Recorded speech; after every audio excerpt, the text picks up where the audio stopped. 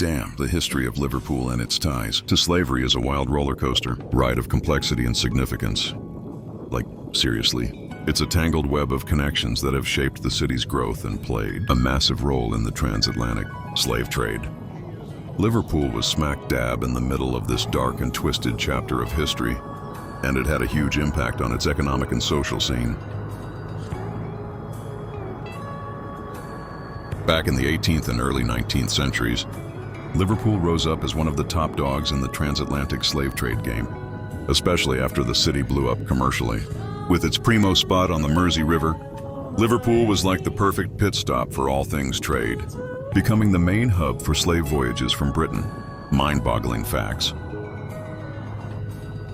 Liverpool's docks were like the heart and soul of the slave trade. Ships would roll into Liverpool to gear up and get ready for their journeys to Africa, where they'd swap goods like textiles, guns, and booze for enslaved folks. These ships would then cruise over to West Africa, scoop up enslaved people, and sail them across the Atlantic to the Americas, where they'd get sold off, usually to plantations in the Caribbean or the American South. Then these ships would haul ass back to Liverpool, often loaded with goodies like sugar, tobacco, and cotton. Get this, over a whopping 1.5 million African peeps were snatched up and shipped to the Americas on boats from Liverpool. That's some crazy numbers, man. From the late 17th century up until Britain finally shut it down in 1807, Liverpool's merchants were cranking out over 5,000 ships on these slave runs. The cash flow from the slave trade was like jet fuel for Liverpool's Industrial Revolution.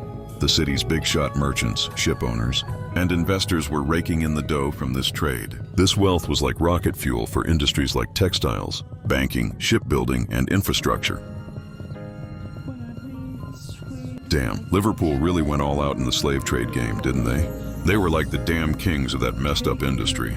It's like they had a freaking cheat code or something. They were basically in a prime location, right? While other ports had to do some crazy detours, Liverpool ships were just chilling north of Ireland, ready to go.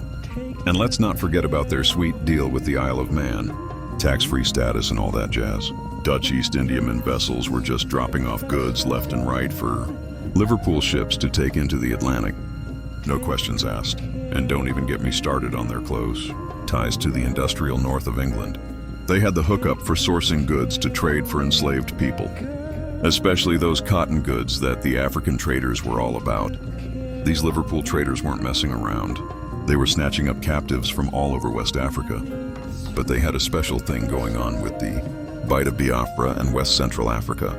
They were like the MVPs of those regions, taking hundreds of thousands of people from there. And they were smart about it, you know? They had connections with African trading chiefs, building up a whole network of contacts. They knew what they were doing.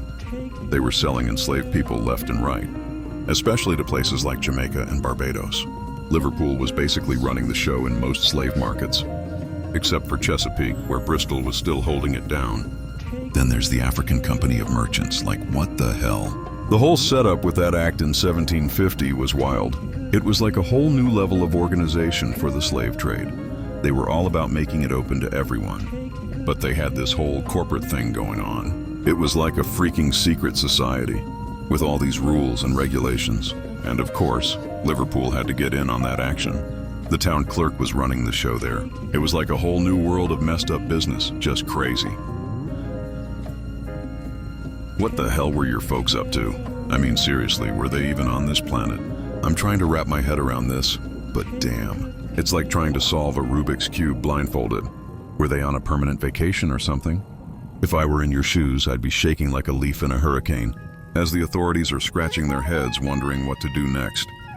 I'd be preparing my own funeral at home. I just can't process this. And here you are, orchestrating the annual NFL draft like it's no big deal. Liverpool's history in the 18th century was like a freaking roller coaster of riches and exploitation. Merchants were swimming in wealth from international trade, dealing with sugar, coffee, tobacco, and cotton, all produced by slaves. Some streets were named after these big shots who made bank from the slave trade. And let's not forget about those mayors who were slave owners or traders themselves. Penny Lane, rumored to be linked to a slave ship owner, was cleared of any wrongdoing by the International Slavery Museum. But the truth remains that many of the city's elite families were knee-deep in the profits of slavery. The city's development was built on the backs of enslaved Africans, with funds from the slave trade flowing into projects like the Liverpool Dock Estate, now a UNESCO World Heritage Site. The legacy of slavery also shaped Liverpool's diverse identity, with African and Caribbean communities making their mark after the abolition of the slave trade. The cultural influence of these communities, from music to cuisine, continues to thrive in the city. Liverpool's reckoning with its dark past has been a rocky road. From a public apology in 1999 to events marking the 200th anniversary of the abolition of the slave trade in 2007, the city has been grappling with its history. But the debate rages on about how to address the legacy of slavery more actively, especially when it comes to statues and monuments, honoring those who profited from human suffering.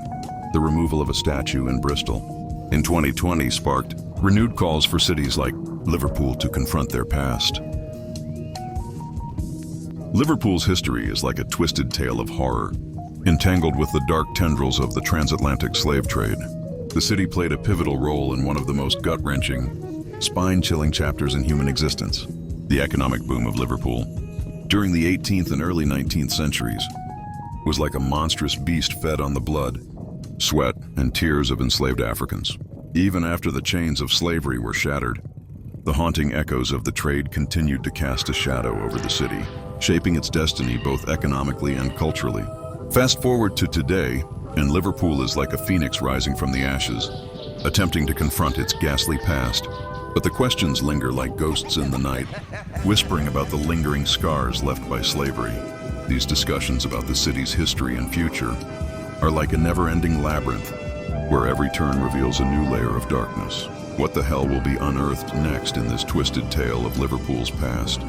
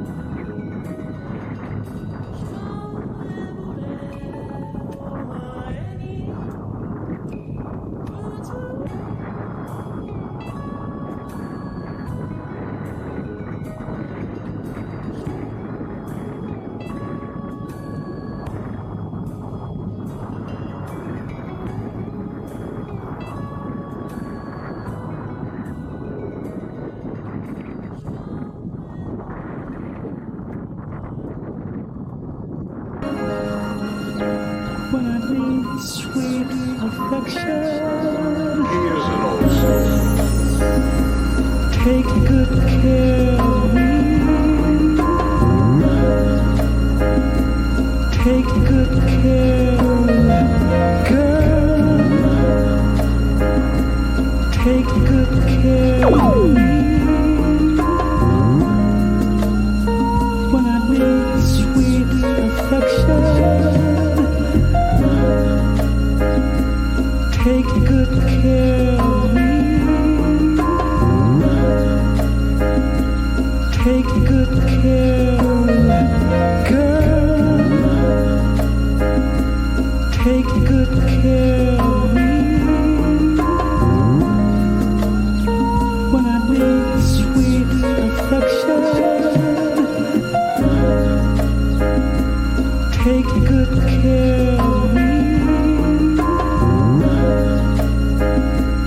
Take good care, girl. Take good care of me. When I need sweet affection, take good care of me. Take good care, girl. Take good care of me. When I need sweet affection, take good care of me. Take good care, girl. Take good care.